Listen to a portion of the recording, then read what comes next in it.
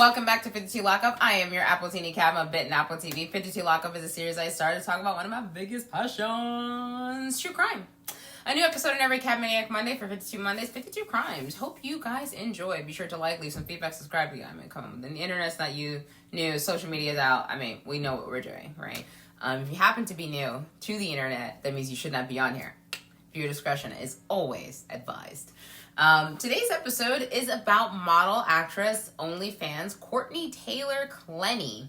She was born on April 21st, 1996 to Deborah Bond Clenney and her sister Morgan in Midland, Texas. Some sources said Austin, but it's because she ends up moving to Austin, Texas.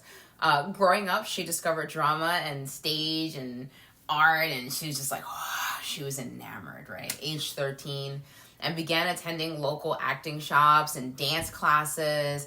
During her high school years, she took up a passion in exercising, right? She started participating in different competitions. She was taking things like soccer, gymnastics, volleyball, diving, riding horses, which I'm a little jealous of, because I would love to like go horseback riding. She would end up later quitting diving because apparently she was afraid of sharks. So she was like, cool, thanks for the fitness, but I'm out, guys. I'm out. So she began following a clean, well-planned diet at 14 years old and became more interested in bikini athletes and fitness icons, especially Ashley Colt-Wasser. In 2013, at 17 years old, Courtney began lifting weights in the gym and setting her sights on sculpting a physique for competitions, right? After graduating in 2014, she made a big move, right, all the way to Los Angeles. And she did move to Austin, but 2014 is when she moved to Los Angeles. Apologize for the timeline. And started focusing on growing a fan base on social media platforms. I mean, she just dove into being an actress and fitness model. This girl was showing success in all the right places. She was doing commercials for Pepsi, Cirrus Logic, Celebration Church, Discount Dollars, Bebe, right? Bebe in G-Eazy's music video, Me, Myself, and I. She's in there. By 2015, a year later, she would do a photograph for Playboy magazine as well. She was building a career by, doing all these gigs, doing TV shows, and, from American Psycho to The Lion Game, the Unstoppable Boyhood, and her role, and Everybody Wants Some. In 2016, she decided to launch a YouTube channel documenting her full journey as a bikini competitor, her acting career, and Instagram growth, which would exceed over 2 million followers, like, quick. During her career, she had tried dating, but often seemed like her career and success seemed to, like, not go together, right? She had stated that it seemed like her success was, like, a threat or stress to the relationship that she was in. And also during 2016, she finally enters her first competition in the NPC West Coast Classic. And she had actually competed there in two categories as a bikini athlete for Bikini Novice Class C and then Class F. She didn't win the competitions, but she did win 6th and 9th place.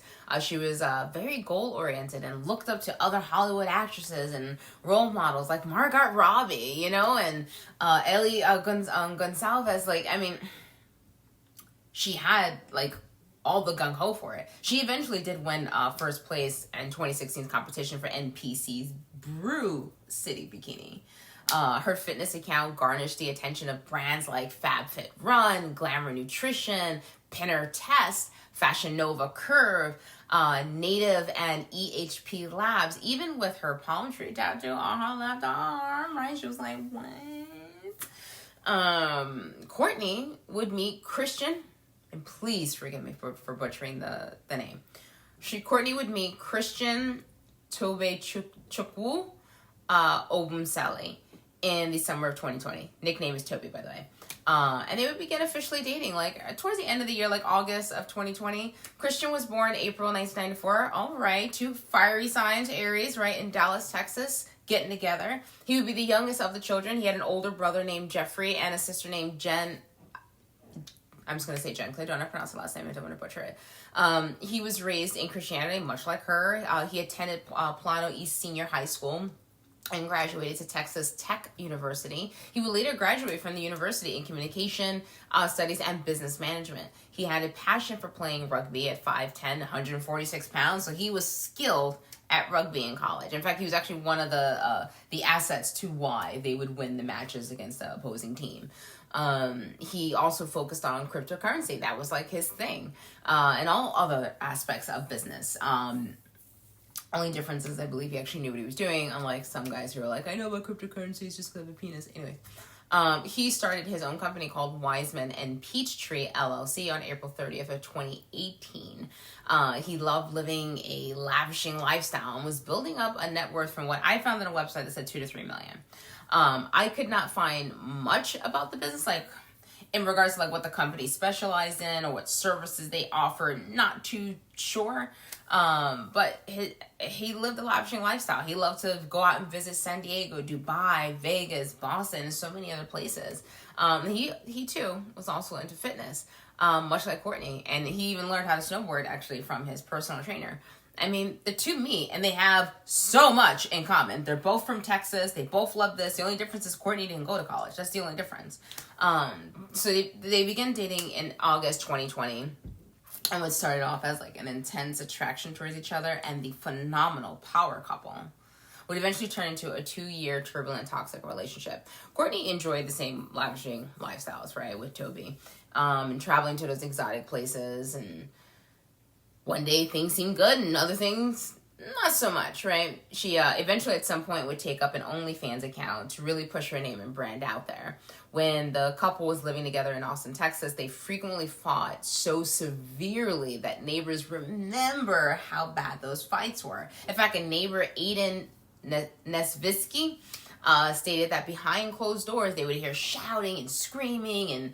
And let me quote him.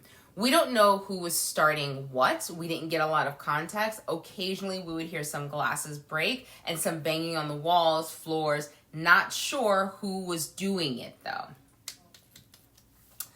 Aiden would also remember an incident where they were fighting, and apparently a tiger painting was thrown from the balcony or their window, and it landed onto his 10th floor balcony. I mean, the fighting became so much that tenants were consistently complaining to management about them, which is one of the reasons why they had to go. Later, the couple would move to Miami, Florida, right? They're like, all right, maybe we just need a change of location instead of just like walking away from each other, right? Just, okay. So, because they never fixed the problem, the fighting continued. Now, what I'm about to show you is actually a clip of them fighting in an elevator, where you see Courtney striking Christian, and you can see they're fighting before they get into the elevator, and she's like pissed, and this is February 2022, and she's trying to like she's like pressing the button because she doesn't want him on the elevator. Before he can board it, he gets in. The video is sparking controversy of who was the instigator of this turbulent relationship, right? Who's the instigator? Is this a relationship where the aggressor is a 23-year-old woman, or is she reacting to abuse and becoming sucked into the toxicity? Is this the 26-year-old man, the aggressor? Is he being sucked into the toxic, abusive relationship? Like, what's happening here? So I'm going to let the clip play real quickly.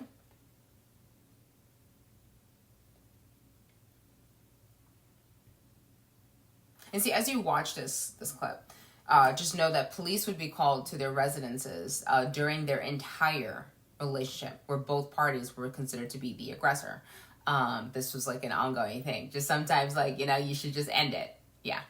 The couple would break up again during the last week of March 2022, somewhere around there, and then like a few days later again rekindle their relationship.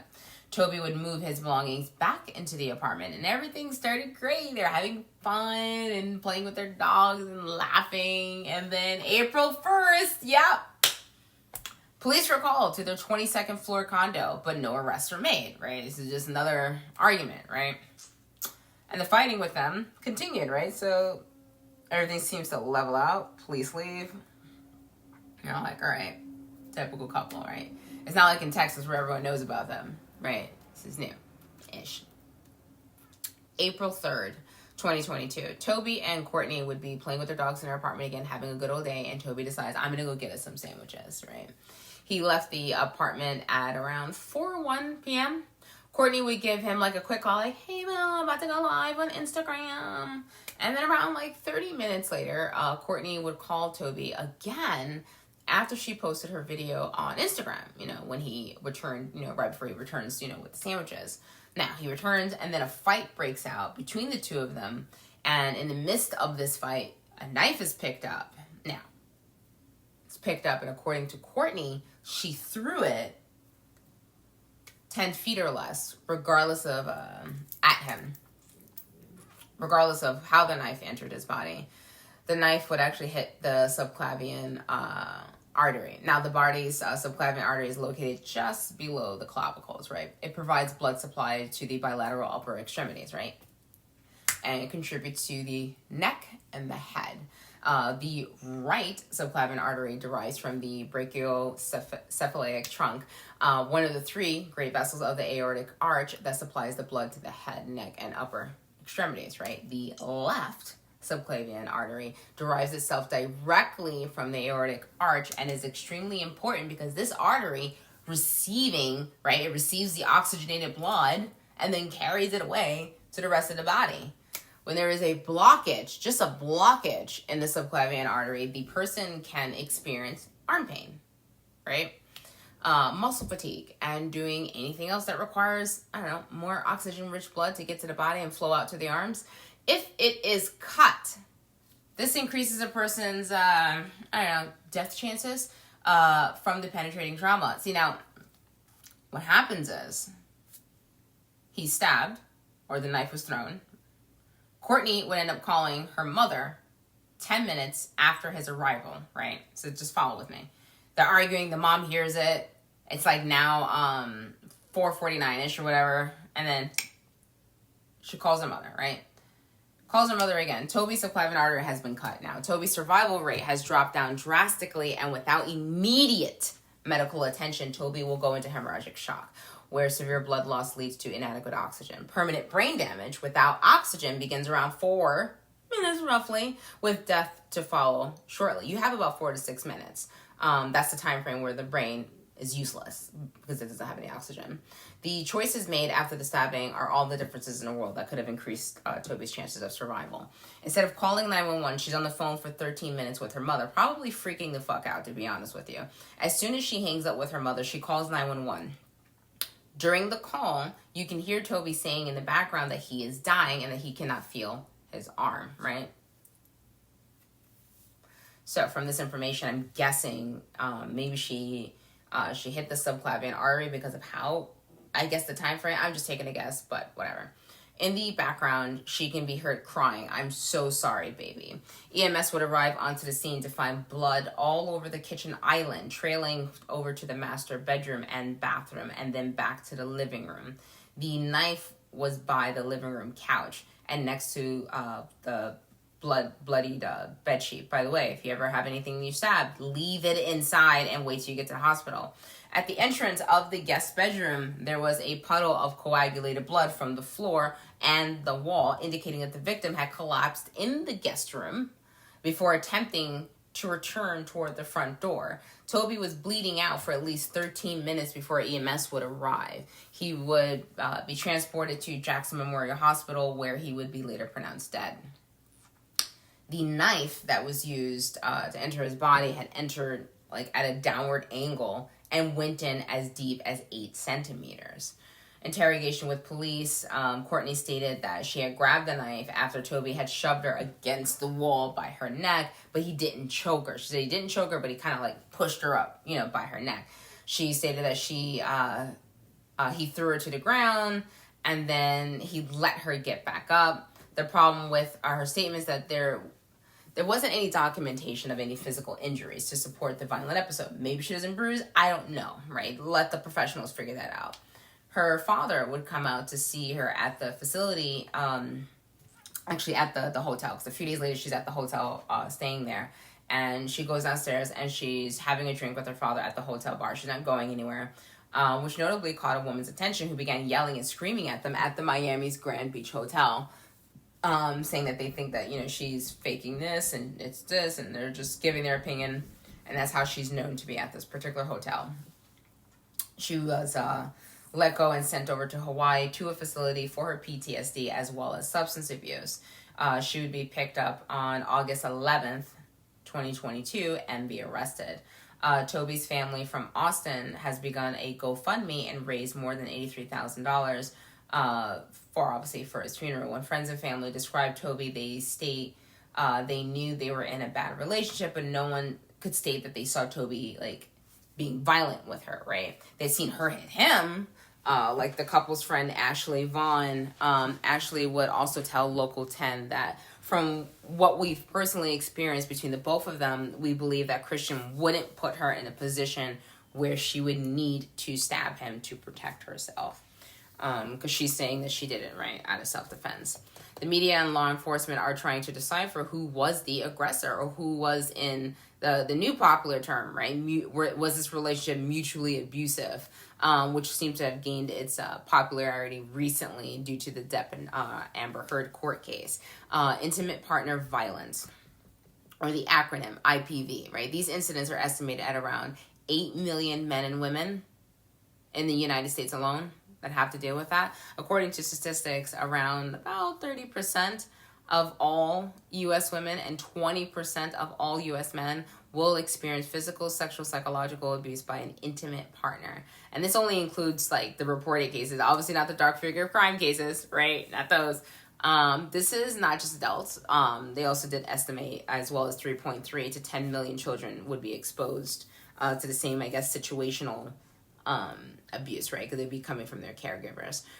With couples, the most common form of partner violence, right, is called situational couple violence, which researchers have estimated to be about between 40 to 70% of the IPV relationships. In situational couple violence, there's normally like it's not ongoing violence, like bam, bam, bam, bam, bam, bam, bam, bam. It's nothing like that, right? But it's rather an eruption, like it just pop out of nowhere, right? It's more of an eruption of things where both partners act out verbally and or physically. The second common one of IPV relationship is labeled as the violent resistance, which may or may not have self-defense in it, right?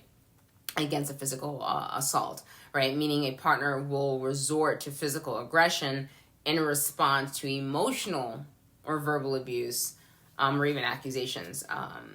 The next one would be considered intimate terrorism, IPV, where it is lucid on who's the aggressor and who is the victim. Researchers estimate that 4 to 11% of IPV relationships fall into this dynamic.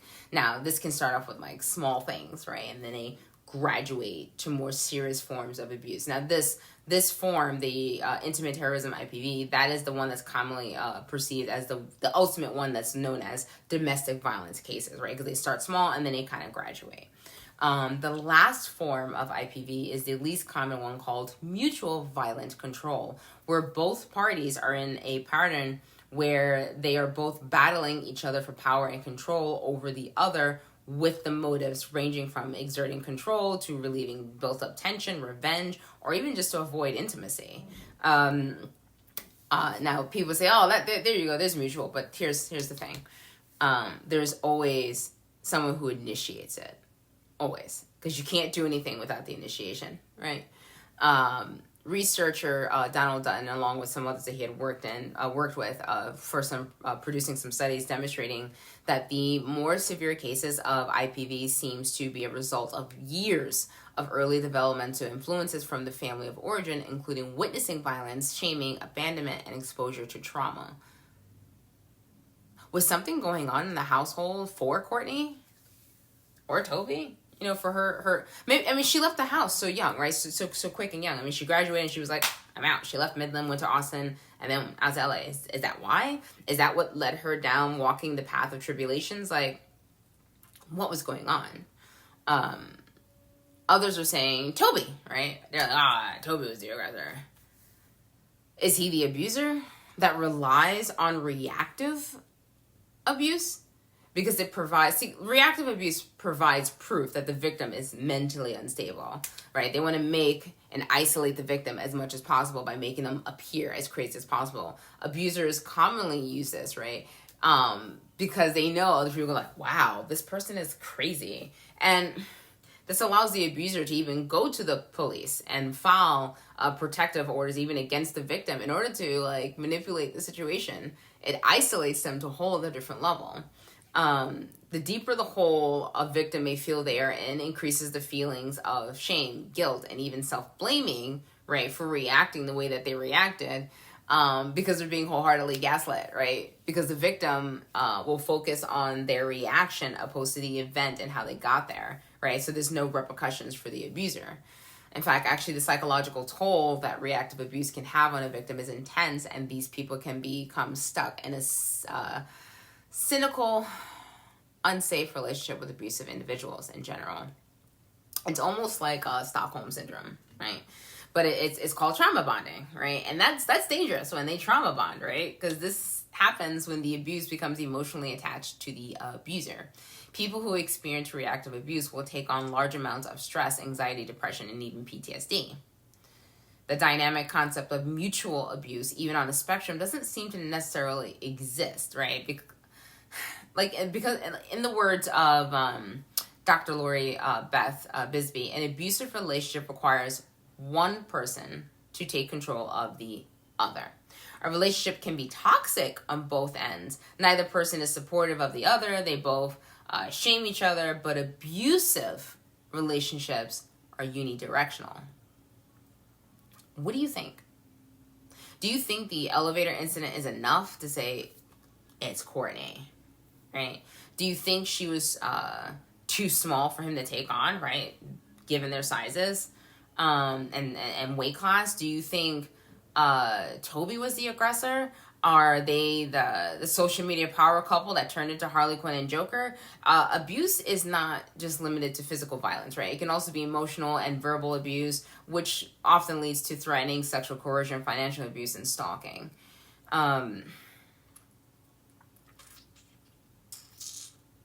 What happened? Like, how did we get here? How did we get here? And just in case for anyone who's listening, if you're suffering from abuse, please know that you're not alone. Please contact the National Coalition Against Domestic Violence. Please. It's a tricky case, right? It's very, very tricky. Who do you think was the aggressor? And if you can't decide who's the aggressor, right, then please understand that when it comes to victims, it's very hard for them to speak up and ask for help, right? And if someone's talking to you about something and you overhear something, listen to them. I don't know, maybe you think they're lying, maybe you have some preconceived notion, whatever it is. The point is that you should get professionals involved, right? Have someone do a full evaluation, listen, but do not disregard the victim. Don't just disregard them. And now, let's say if she was the aggressor, for a man, it is much more difficult to admit, especially if they're being abused by a woman. The misogynistic patriarchy will tell men no feelings and anything of being a female is weak. Don't cry. Don't be this. Don't be that. Nah, you're a bitch, right? That's all they focus on. When an abuser, regardless of gender, knows that they can get away with something, they can use that system against, right, the man who's being abused. They will use every narcissistic play in the book to keep their victim exactly where they want them. So do not go into the comment section looking to like blame women. Like, yeah, that's because women are like that. Yeah, they're all like that. This is not about misogyny. This is about an extremely toxic relationship that ended in death and potentially jail because someone decided not to walk away from their relationship and recognize that they're just simply not compatible. These are two Aries fucking going at it, right? If you know a friend in a toxic relationship, try to help. Well, you can.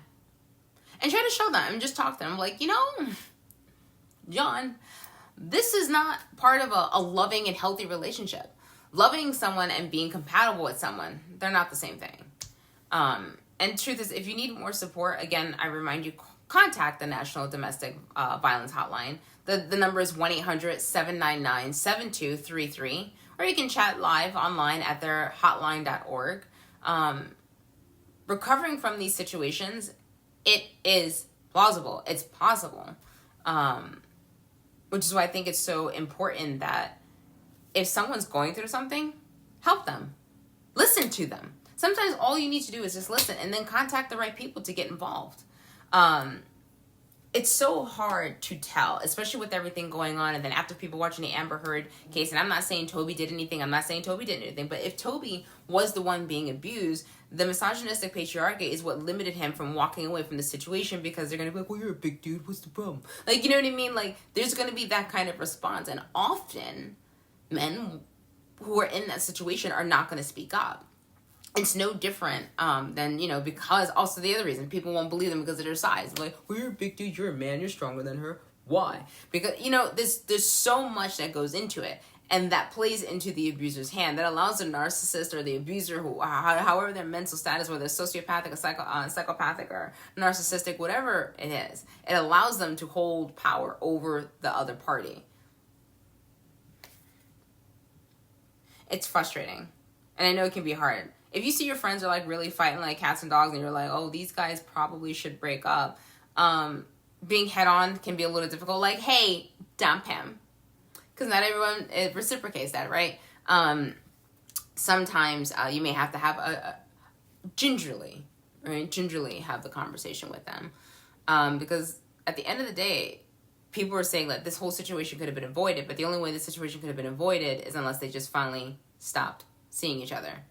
Stopped leaving the house and coming back and breaking up and getting back and breaking up and getting back and breaking up and getting back.